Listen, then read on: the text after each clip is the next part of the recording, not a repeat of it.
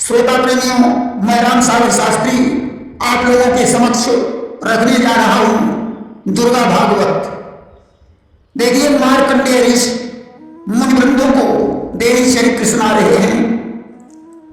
ऋषि ने कहा कि ये मुनिवृंदों, पहले स्वारोचिष मनवंतर के अंतर्गत चैत्र वंश में सुरथ नाम के एक राजा हुए जिनका समस्त भूमंडल पर अधिकार था। उनके शासन में प्रजा बड़ी प्रसन्न थी कि उनके शासन में वसुंधरा मन में फूली न समाती थी। तीनों लोकों की सुंदरता उस पर बलिहारी जाती थी। परंतु राजा का हाल अधिक दिनों तक ऐसा नहीं रह सका।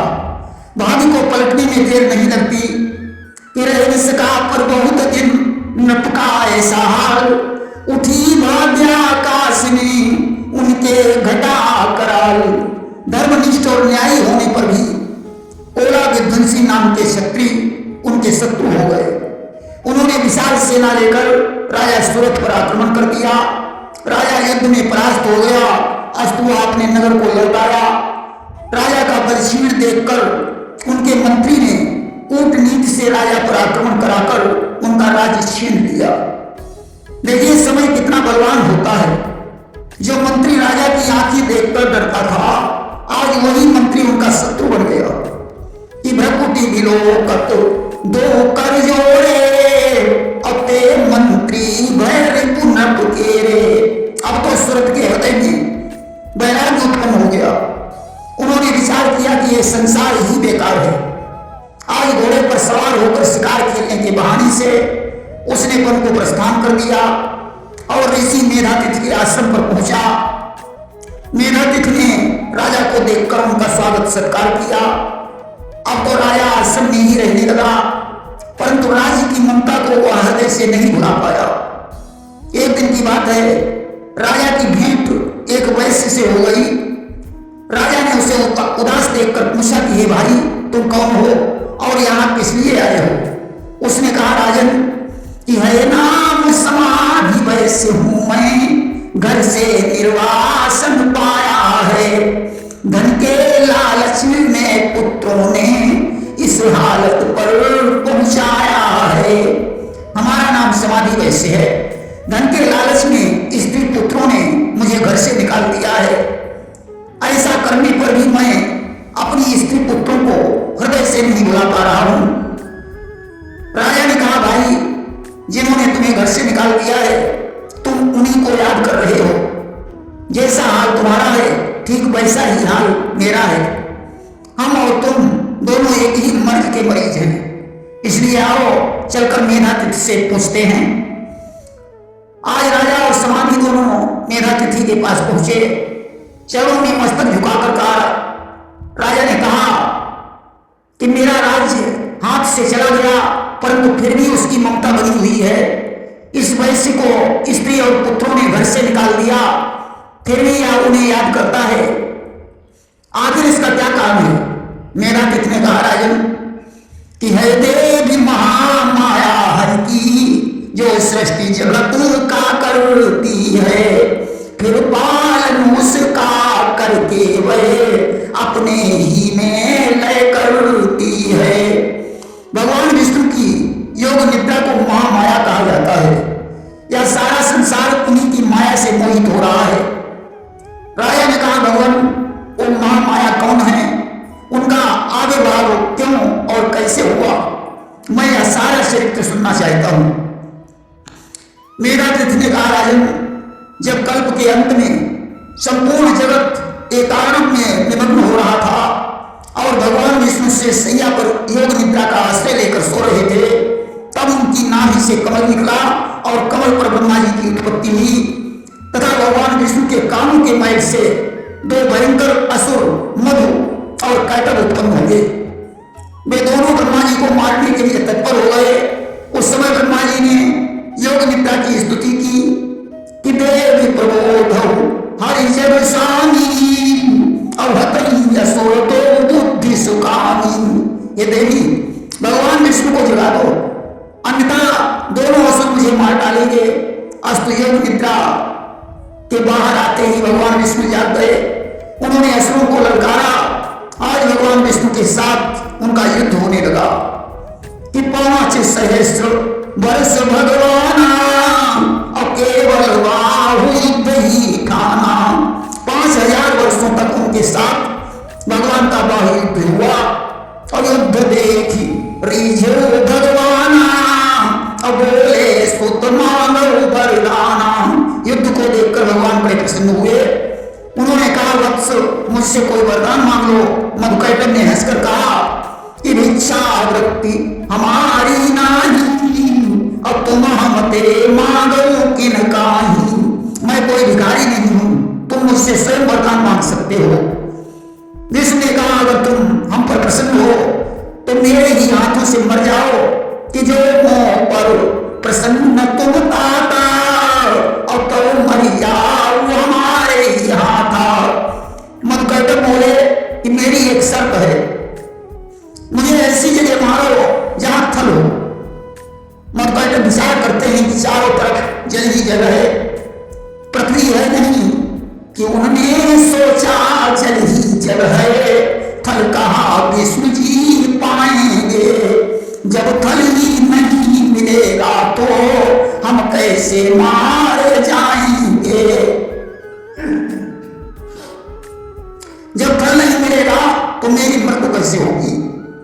उस समय भगवान विष्णु ने अपनी जंघा को सुथल बनाकर मधुकैटभ को लिटाकर चक्र की धार से उनका सिर काटकर उधर विदीर्ण कर दिया, जिनकी मैद के ढेर से मेदिनी नाम की पृथ्वी की उत्पत्ति हुई। मेद ढेर जल ऊपर जामा और ताते पड़ो मेदिनी नामा। इसी मेदिनी नाम की पृथ्वी को हिरण्याक्ष चुरा ले गया था, जिसे वाराह का रूप धारण करके भगवान विष्णु ले आए थे। और जब पृथ्वी की सुशासन आई और तब ते मही पृथ्वी कहलाई। जब राजा पृथ्वी ने अपना शासन किया तब से मेदिनी का नाम पृथ्वी पड़ गया। देखिए भगवान का एक नाम मधु को मारकर मधुसूदन और कैटभ को मारकर कैटभाग पड़ गया। देखिए एक बार रंभ का पुत्र महिषासुर ब्रह्मा के वरदान से बलवान हो गया। उसने स्त्री के हाथों से अपनी मृत्यु मांगी थी। और महिषासुर नृप अति अभिमानी और यही अघोर मही अकुलानी। महिषासुर ने देवलोक पर आक्रमण कर दिया। 100 वर्षों तक घनघोर युद्ध हुआ। देवता परास्त हो गए। उन्होंने ब्रह्मा जी को आगे किया और हिमालय पर्वत पर पहुंचे, जहां भगवान शंकर के सहित विष्णु जी विराजमान थे। देवताओं ने हाथ जोड़कर निवेदन किया कि हे हरिहर, महिषासुर ने देवलोक छीनकर हम लोगों को निर्वासित कर दिया है। आज देवताओं के वचन सुनकर भगवान विष्णु और शिव को क्रोध आ गया कि देव वचन सुनि विष्णु हर कीन्ह कोप महान। मुखराकृति विकृत हुई भ्रकुटी हुई कमान। उस समय भगवान विष्णु के मुख से एक महान तेज निकला। उसी में ब्रह्मा शिव इंद्रादि देवताओं के शरीर से निकला हुआ तेज मिल गया और एकाकार होकर नारी के रूप में परिणित हो गया। प्रेम से बोले दुर्गा मैया की जय। देवताओं ने उन्हें आभूषण और अस्त्र प्रदान किए। हिमालय ने उन्हें सिंह प्रदान किया। देवताओं ने उनकी स्तुति की। आज 18 भुजाओं वाली देवी महालक्ष्मी सिंह पर सवार होकर भीषण गर्जना करने लगी कि अट्टहास पुनि बारह सर्वविध प्रकारा। उनकी गर्जना से आकाश हिलने लगा। इस प्रकार देवी ने आज युद्ध के लिए प्रस्थान किया। महिषासुर ने विशाल सेना लेकर उनका सामना किया। चिक्षुर, उदग्र, चामर, महाहनु, असिलोमा, बास्कल, बिडाल आदि दैत्य सेना से मारे गए। तब महिषासुर महिष रूप में युद्ध करने आया। देवी का वाहन सिंह भी सेना का विनाश करने लगा। आखिरकार महिषासुर युद्ध में मारा गया। देवताओं ने फूलों की वर्षा की। एक बार शुंभ और निशुंभ ने देवताओं को को स्वर्ग से निकाल दिया, उस समय समस्त देवता हिमालय पर जाकर भगवती विष्णु माया की स्तुति करने लगे कि नमो देव्यै महादेव्यै शिवायै सततम नमः, नमः प्रकृते वक्त्रायै नियतः प्रणतः स्मताम्। उस समय पार्वती जी के शरीर से एक दिव्य रूप प्रकट हुआ जिसे कौशिकी नाम से जाना जाता है कि गौरी के तन से वही उज्जवल और अनूप सात्विक तत्वों से बना प्रकट हुआ एक रूप, और पार्वती का शरीर काला हो गया जिससे वे कालिका कहलाई। कौशिकी हिमालय पर ही रहने लगी। एक दिन शुंभ निशुंभ के दूत चंड और मुंड हिमालय पर आए।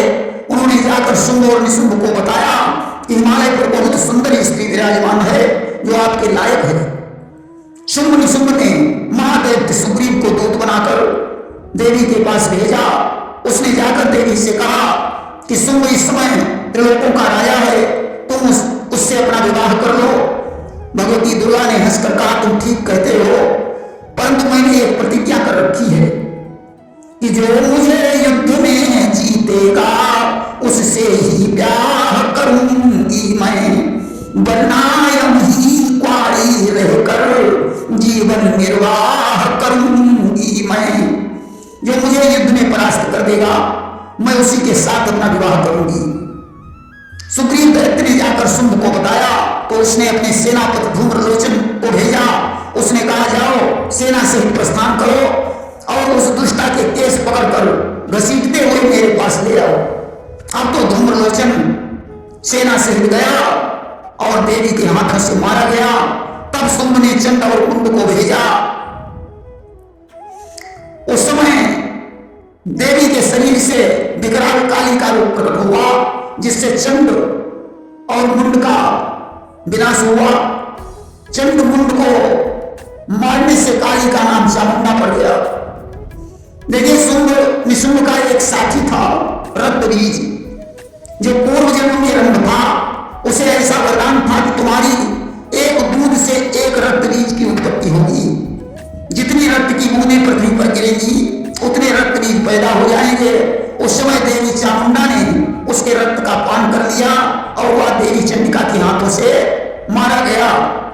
अब शुंभ ने निशुंभ को भेजा परंतु आदि चंडिका के हाथों से मारा गया।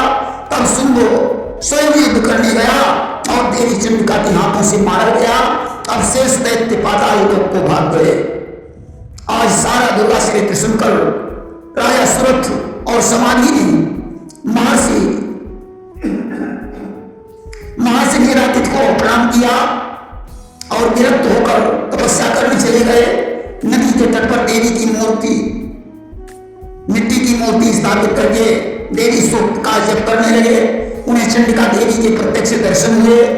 देवी ने उनसे वरदान मांगने को कहा। राजा ने दूसरे जन्म में खोया हुआ राज्य मिल जाने का वरदान मांगा। देवी ने कहा तुम इसी जन्म में ही शत्रुओं को परास्त करके राज्य प्राप्त कर सकते हो। वैश्य ने अहंता और ममता को नष्ट होने का वरदान मांगा। वरदान देकर देवी अंतर्ध्यान हो गई।